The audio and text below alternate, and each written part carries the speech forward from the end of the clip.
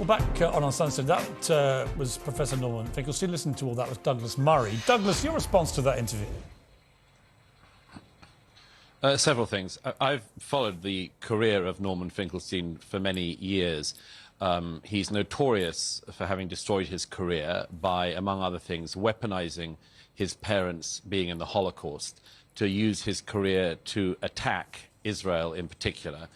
I think all societies produce a type of sociopath and psychopath, and I do think that Norman Finkelstein is just such a person. If I could give just one example.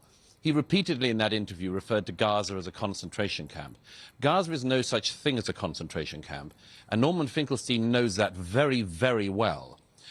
Every single Jew was removed from Gaza forcibly in 2005 by the Israeli government. In 2006, the people of Gaza had an election and they elected Hamas. Hamas proceeded to kill Fatah and other Palestinians who did not agree with Hamas. And if anyone is responsible for making Gaza into a prison camp, it is Hamas that uses places like the Shifa hospital as torture chambers for Palestinians. Now, here's another oddity about it. He kept saying concentration camp about Gaza. Do you, Piers, know anybody who got out of a concentration camp in 1945 and proceeded to go next door and behead and rape everyone they could find? I don't.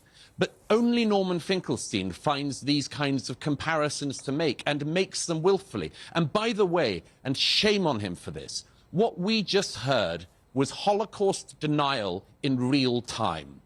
He pretends we don't know what happened on the 7th of October. We do know. We do know.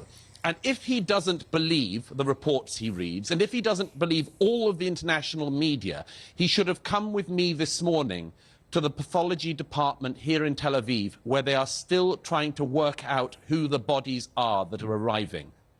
I was standing this morning in Tel Aviv in the mortuary with the doctors who are trying to work out the identities still of the people killed that day. There is so little of some of them, Piers, that they can't even extract DNA from them.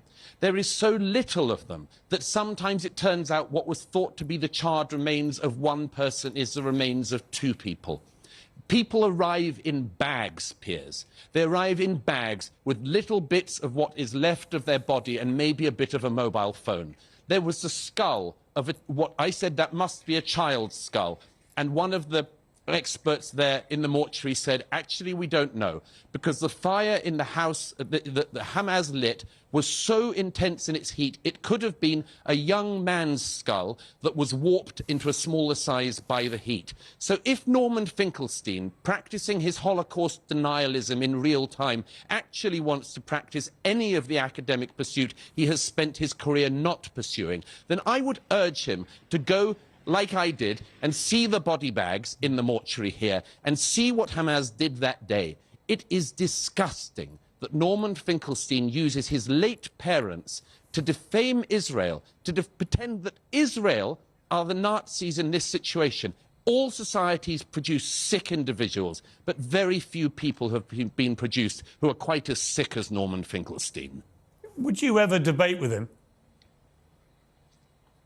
I said to you, I refuse, and I refuse for one straightforward reason, is that I know very, very few people I would say I don't debate with, but Norman Finkelstein is one of them.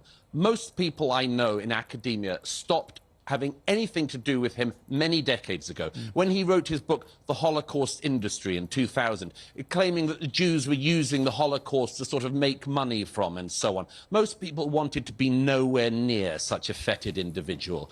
I don't think he's somebody you can debate with, because I do not want to debate with a Holocaust denier in real time any more than I would debate with a Holocaust denier who was denying the last Holocaust. This was the biggest murder of Jews since the Holocaust, and shame on Norman Finkelstein for trying to pretend that that didn't happen or happened differently in real time. It's disgusting.